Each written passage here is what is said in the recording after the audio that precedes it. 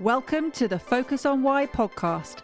I'm Amy Rowlandson and I ask my guests one simple question. Why?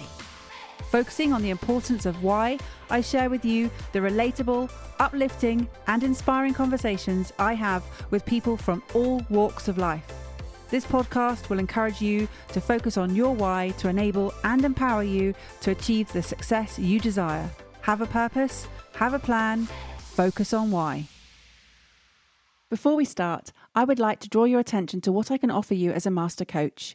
I can help you to focus on your why with clarity, uniting your passion with your purpose with a plan to create the life you truly desire. Book a free 20-minute coaching call right now via calendly.com/Amy Rowlandson/call, and we can take it from there. Today on Focus on Why, I am joined by Jason Hewlett. Hello, Jason. How are you? Hey, I'm great. How are you today, Amy?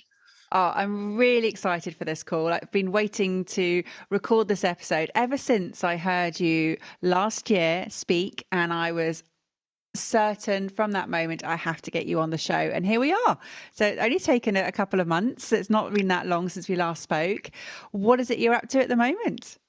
Well, at this very moment, you're my first call of the day, which is so cool because I'm overseas from you and you're kind of coming to the close of your day, beginning my day.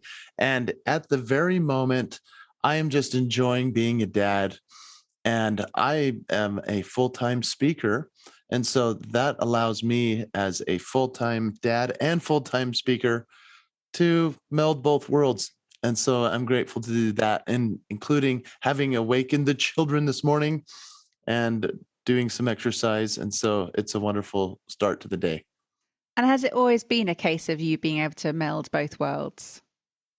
Yes. I mean, I've had to learn how to make it work because, of course, when they were little, that was crazy time. And now they're in their teens, most of the children. We do have four. So we have 16, 14, 13, and 10-year-olds. So it's a wild time, but it's the prime of life. And so, yes, I've been able to have both be really a part of it since the beginning. And I've been very grateful for that in my career.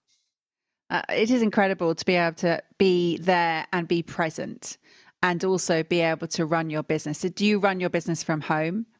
I do, yes. And for the viewers, I do have, the shades and things right behind me. So this is just where I do the work all day. It's just right outside of the front of the house. And I love that I can work from home. And a lot of people during COVID and the pandemic were freaking out that this was what they have to do now, work from their house. How's it possible? Well, people like yourself, I would imagine you've worked from home as well. It's just life is work and life is home. And then the two shall meet. And it's wonderful, actually. I've done it for 20 years. Wow. So did you ever have another career beforehand, or has this been your whole career speaking? Truth be known, I've wanted this to be my career. I started in Las Vegas as an entertainer there, where I was a performer I've performed at every casino in Las Vegas.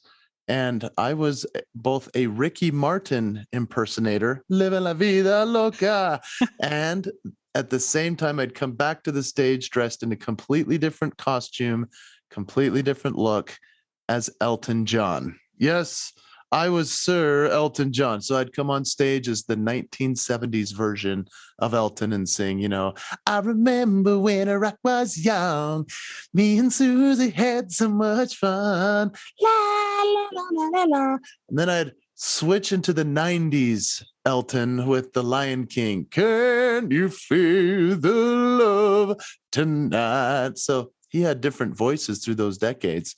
And I started my career as an impersonator, utilizing the signature moves of artists that all of us know and love. And after doing that show with what's called the Legends in Concert, I did that for about a year, traveled all over the world. And then I put together a one-man show of many, many, many voices and comedy.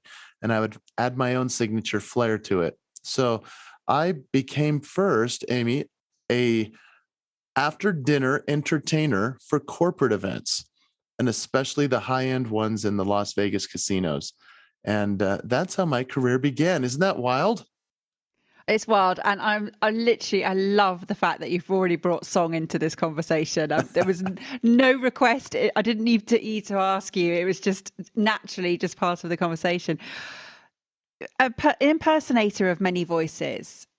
Who is Jason, and what's your voice? Ooh, what a beautiful question. As that was a real challenge for me because right as I began my career in my early 20s, people would call me Ricky or they'd call me Elton. They wouldn't call me Jason. And that really started to get to me in the sense of myself saying, well, I have 100 voices I can do. What is my voice? And so obviously what you're hearing today is the accumulation of all the voices that I feel that I can do, but certainly the voice that was eventually meant to blossom. And that's what I've been able to create with my career. And so, obviously, if we have the talent to mimic or impersonate others, it's a great gift. And equally, to find our own voice or infuse our signature moves within what we do well, then we can certainly share something unique. And so, I don't believe, Amy, that my voice is as, let's say, awesome as the Bee Gees or Rod Stewart. Have I told you lately that I love you?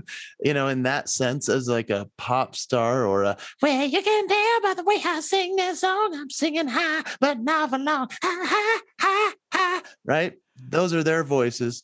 And what's fun about your question is that as I've impersonated others, I've learned how to help everyone else discover their voice, their signature move.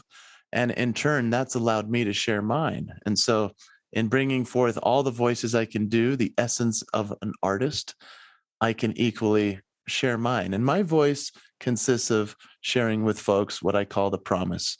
And if we don't share our voice with the world, as only we have, then we're cheating the world of our voice. And that's the promise. Wow. There we go. We've dived deep in already. And cheating the world of our voice, what are the implications of that? Well, certainly we only have one shot at this life. And so if we don't share that which we've been gifted from, I believe, a God up above who expects us to find, discover, and share that which makes us uniquely who we are, then we've cheated the world of that which only we can deliver. And so, in terms of us not doing it, we lead a life of lack of fulfillment. We lead a life of wondering what our purpose is.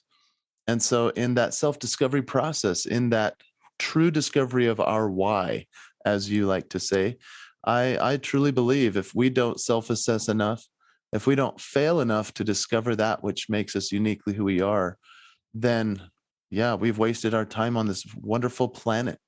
And I think we'll be held accountable for that as well. In my belief system, we'll be standing before a judgment bar someday and be saying, yeah, I should have used that voice more. I guess I wasted my time down there.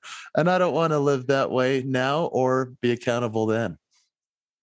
And you're raising four children and 16, 14, 13, and 10. How is it that you are helping them to deliver on the promise or to find and discover and share their why in life? Amy, these are great questions. You're awesome. I love it. Yeah. So, as a dad, this is the greatest thing that's ever happened in my life. And people told me beforehand when the kids were not even here yet that they were saying, it's a life altering experience to have children because you get the opportunity to help them find their voice, to help them discover their why, their reason, their purpose, and to point them in that direction.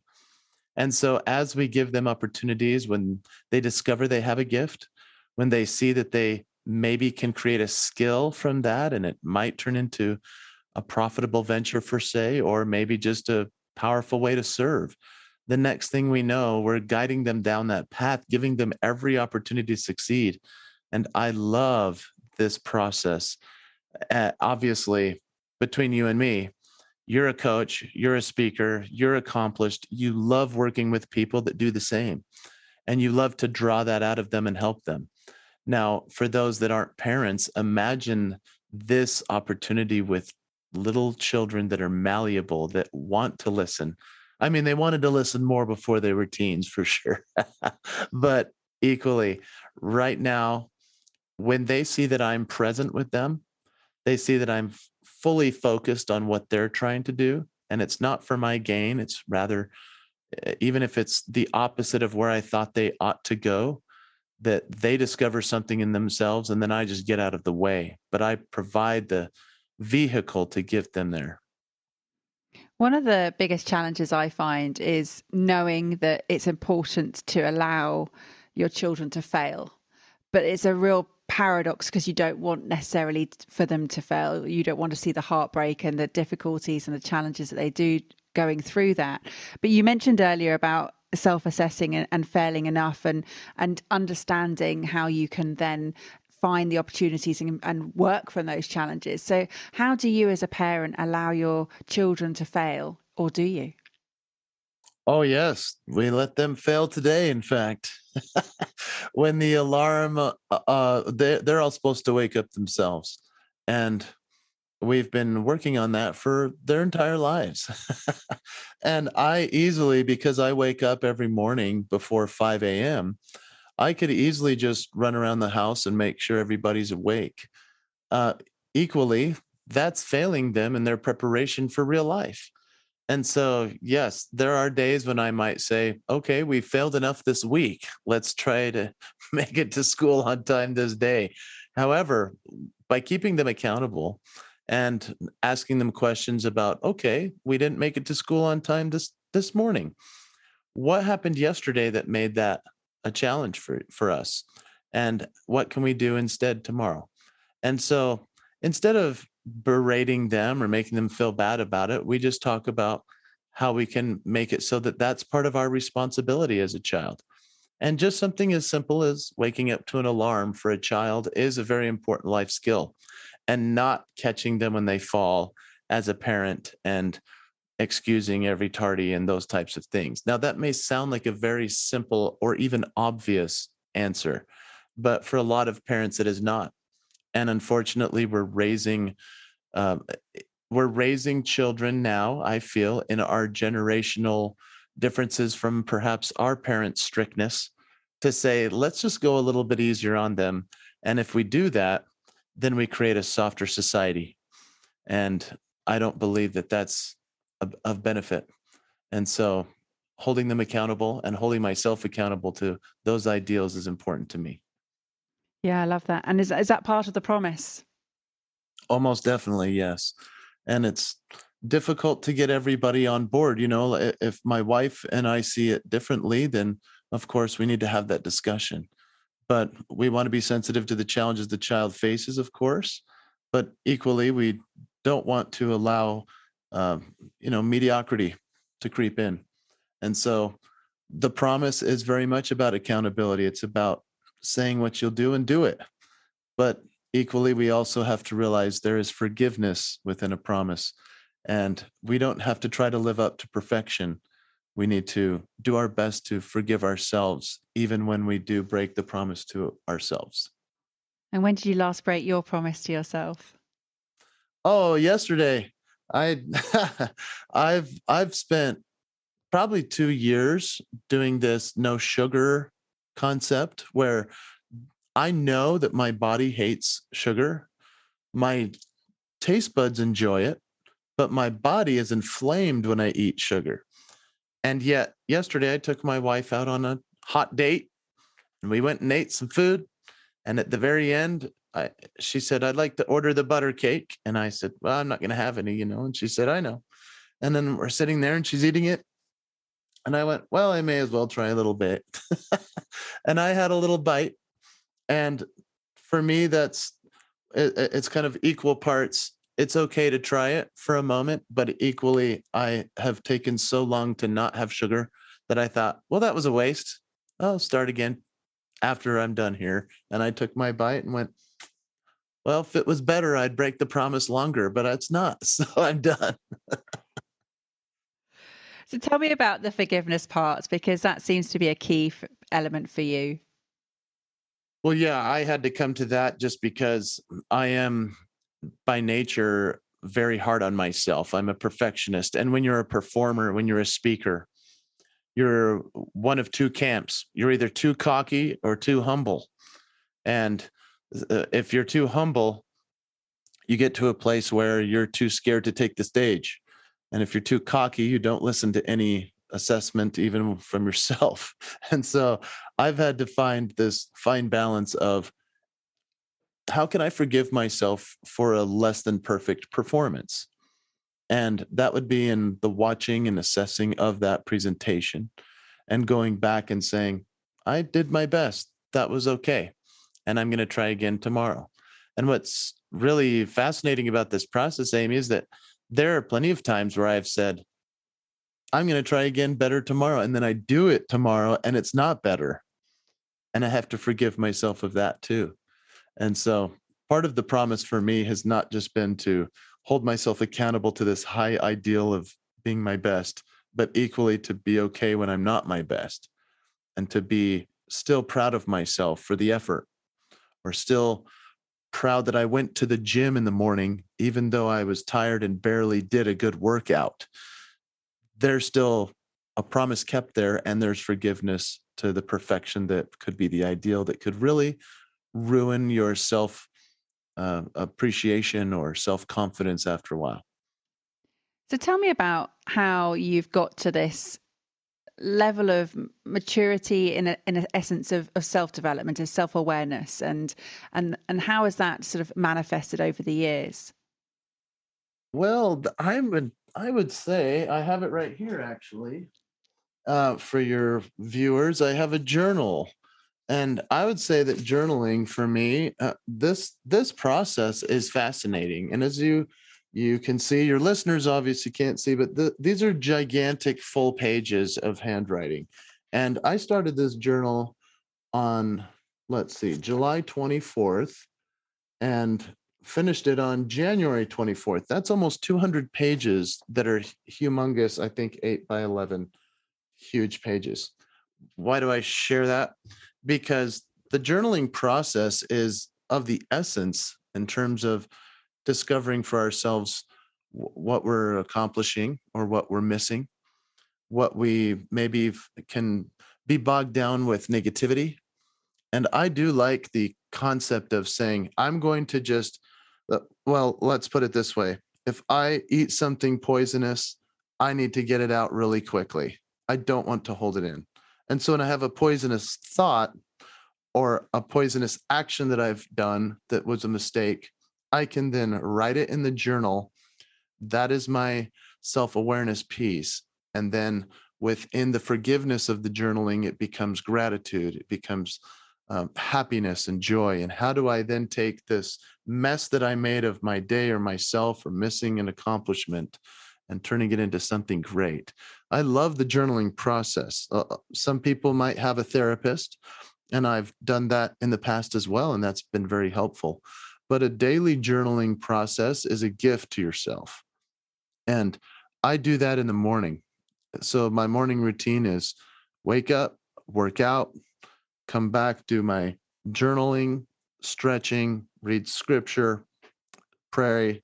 Then I get the family up. I mean, the kids have to go to school around 6:30, so you imagine how early I have to wake up to do all of these things. And that's just another promise made and kept. But then the journaling process is really that space where I say, what did I do yesterday? What wasn't good? What can I do today that will be great? And then before bed that evening, I'll then reassess just in my mind, looking up at the fan and say, how did I do? As I'm doing my evening stretching or as I'm reading my book, and I'll look up and say, okay, how did I do? What promises can I make tomorrow that I broke today? Yeah, I love that. And journaling is so powerful. I've been doing it ever since I started on the 6th of December 2016, and I've been doing it every day since. Ah, good for you. Yes. And Yeah. the journaling, I know you're the interviewer, but how did you come to that? Well, it was reading Hal Elrod's book, The Miracle Morning. Yes, I love that book. I think I'm living that book finally. Well, you describing your morning routine definitely sounds like his lifesavers. The the describing, the exercising, the silence, the visualization, everything you're doing sounds like that as a practice. How did you arrive at your practice of journaling?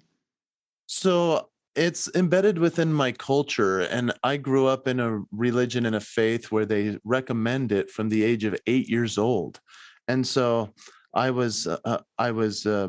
became a member of my church at 8, and the next thing I knew, I'm writing in a journal about the experience, and so to catalog our family history, really a book of remembrance, if you will, of your life to be able to then look back at that until you're 8 years old from the time you're what now I'm 43, that's pretty fascinating.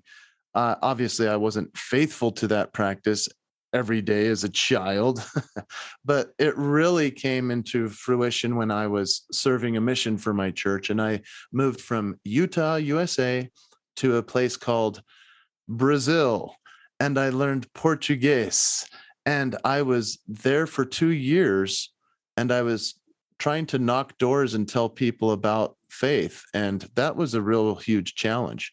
And so, outside of prayer and communication with the person I was assigned to hang out with every day for 2 years, we had different companions that were strangers that we lived with and became our friends and missionaries.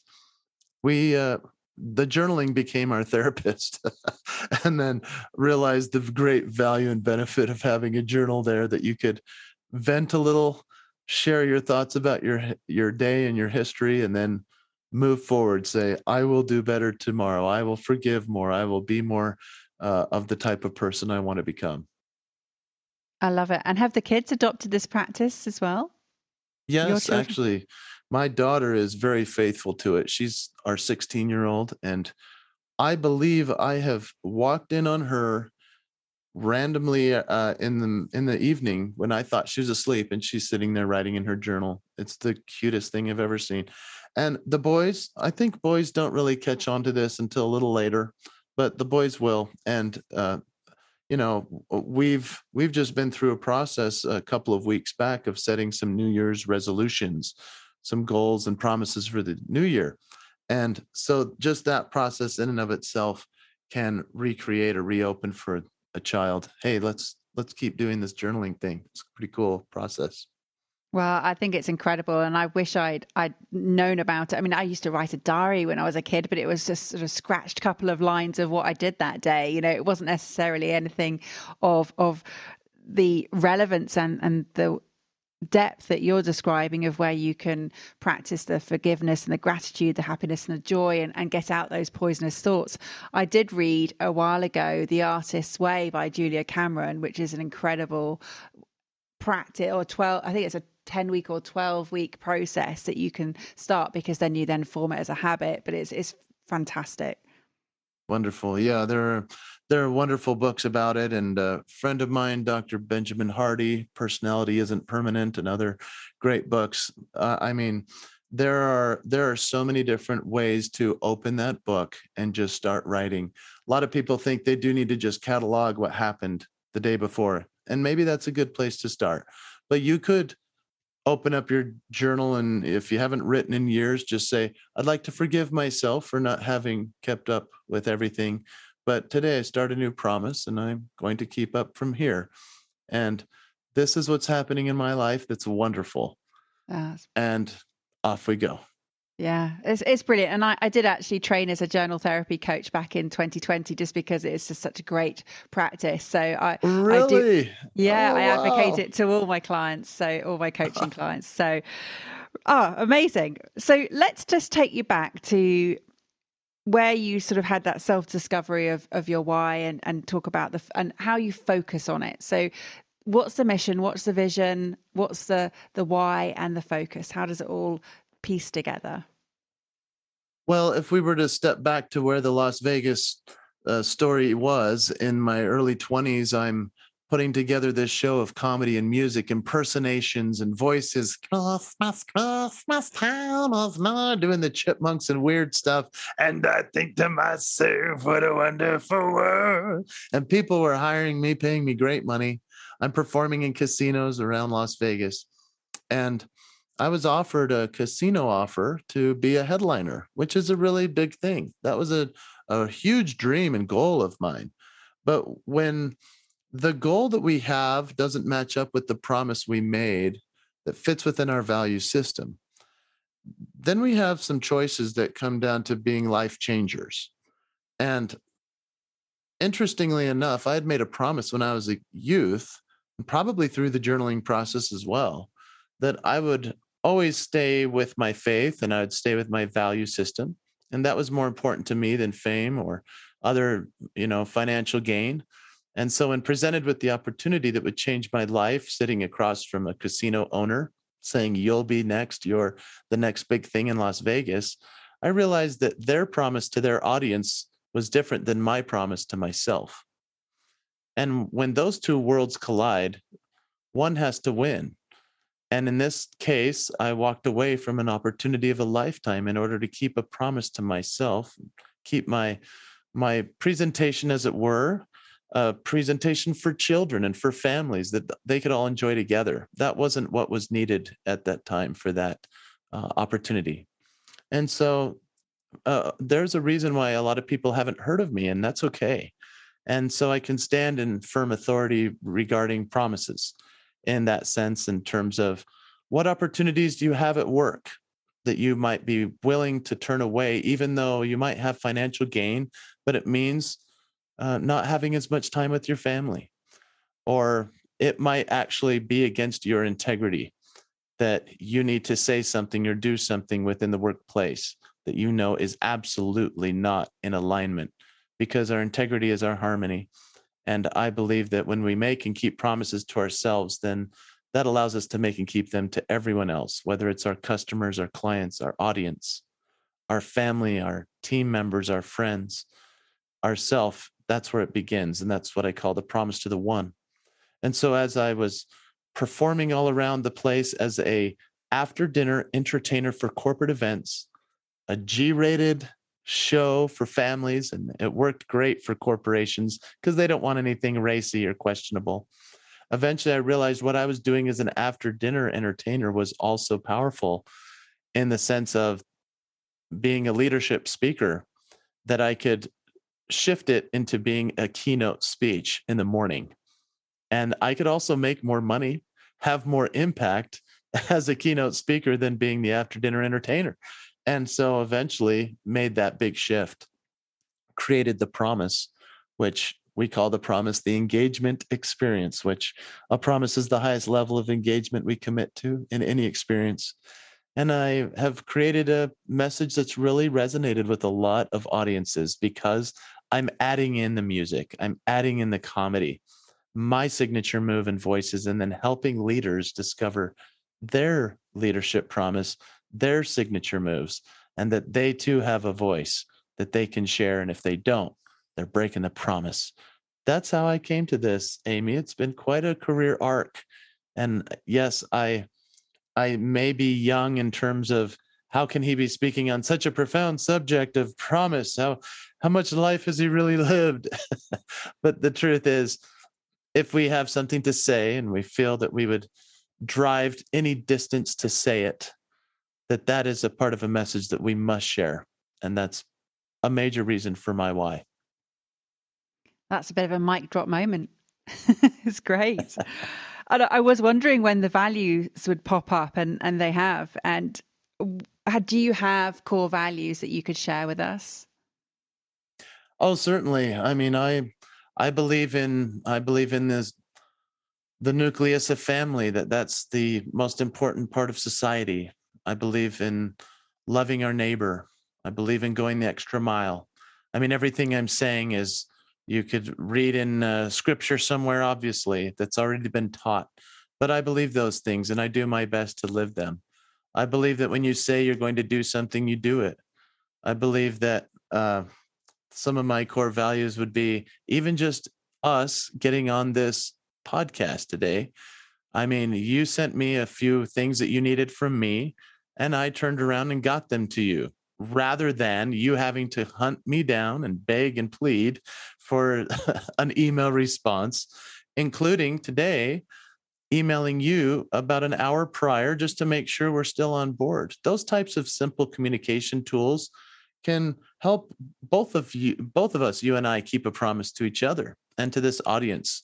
And so in my preparation, I have core values of saying, I'm going to go and do my homework. I'm going to be ready for the test. The performance is not the place where I'm going to be impromptu because I'm unprepared. I can do impromptu because I'm so prepared. And I keep the promise every performance. Love that. Tell me about the leaders that you've helped to find their signature moves and their promises. Tell me about what they've gone on to do as a result.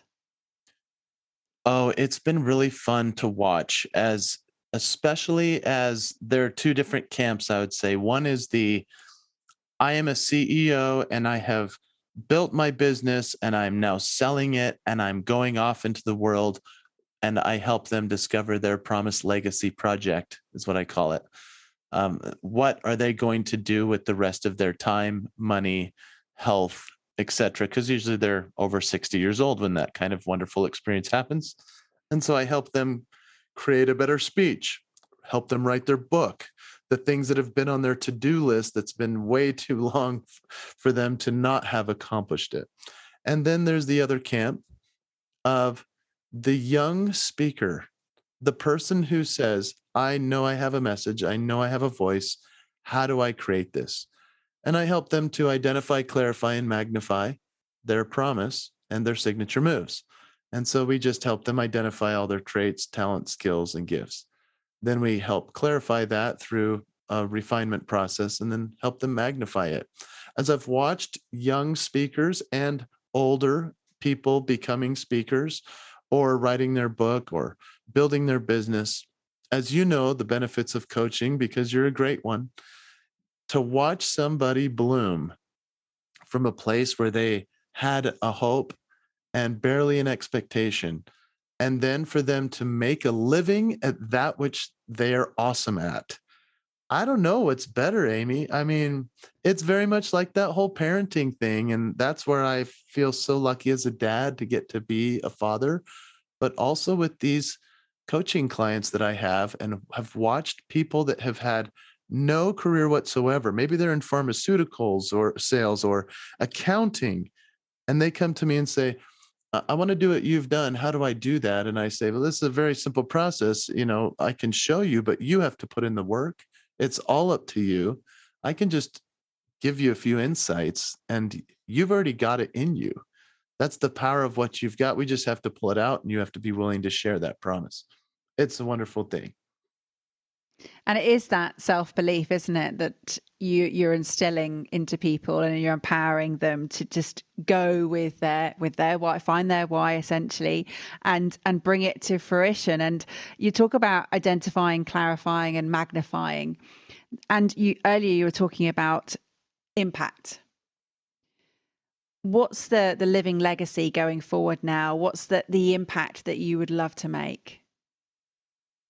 These are big questions, my friend. And yes, the impact I want to make is certainly based within the people that I've influenced already. And I want that to continue. Of course, I'd love to write more books, and that's on the docket.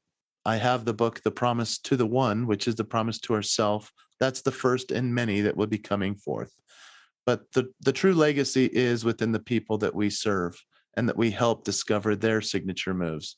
And so, very much like Napoleon Hill with Think and Grow Rich, where he really was an exponential leader because he was able to help process what the process is to becoming rich. And it's a much deeper book than people give it credit for with its title. But I want to be a person like that, who people can look back and say, man, he really did what he'd said he was going to do. He helped me to achieve what I wanted to. And I'm able to keep my promise because I interacted with him. And absolutely, we look at the rich element of that title, and people naturally assume that it's a money element, but actually it's a rich, fulfilling life. What would you rewrite that title of that book as? Aha! Oh, that's a great question. I would just call it The Promise, just because that's simple. That's really what that book is to me. The promise to be awesome. That's a 21st century rewrite. There you go. Just send it in and say, here we go. That's so funny. I love that. You have some great questions, Amy. I do a lot of podcasts. This is fun. Well, I try to make it fun. You know, that's what I absolutely love. Podcasting. I never knew that I was going to be doing this as my main activity during the day. You know, who knew that I was going to be a coach podcaster? It's maybe 5 years ago. I did not. You know, it's something I've been doing now for 3 years. Absolutely love it. I've done about 400 podcasts, and I know what works and I know what doesn't work as well. And part of it is just building the great rapport and having a lot of fun. And the fact that you brought that energy right at the start, you know, thank you, because you were straight into the singing and you brought your A game to the table. So that makes a big difference. Oh, that's sweet of you to say. And equally, I love that you're doing this and going all in on it. You know, so many people would tiptoe in and say, well, I don't know. But here you are pushing, making it work, going after guests you want to hear from and talk to. And you're establishing an incredible legacy. And I love that you're doing it. Good for you. And hopefully, as your listeners are going, what is mine? Because obviously they're asking, what is my why? I know that. But equally to say, gosh, I can take inspiration from the host and from the guest. And what can I do rather than just listening? Go make a commitment to do it. And you will be so happy. That is the true message I share, is how to just have more fulfillment and happiness in life is by making and keeping the right promise. And there we go, another mic drop moment. It's brilliant. I mean, it really is. It's been an absolute pleasure, and I don't want this to end. I'm just trying to think of another question that I can ask you before we start to wrap up. And I think that I tell you what I'm going to ask. I'm going to ask, of all your 100 voices and of impersonation, who do you love being the most? Who do you like getting inside their sort of psyche and their act? You know, it was Elton John for a long time because I was really trying to embody the genius of this man. And I never quite captured the essence of him because you actually cannot.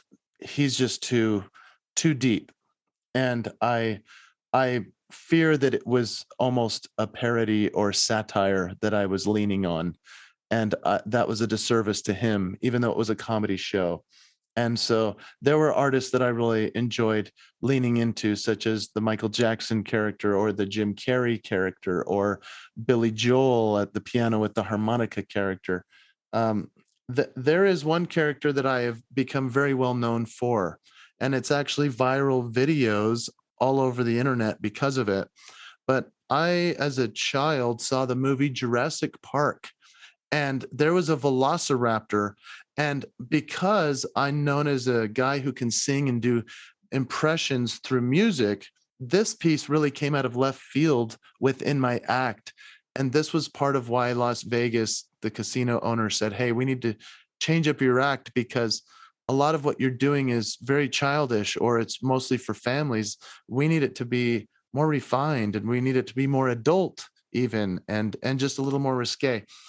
But this raptor piece was just so funny and silly. And I found that people freaked out in the audience after I had done all of these great voices like Unforgettable, That's What You Are by Nat King Cole. And then I had all of a sudden become a velociraptor, fully committed 100%, doing the big eyes and the face and like, and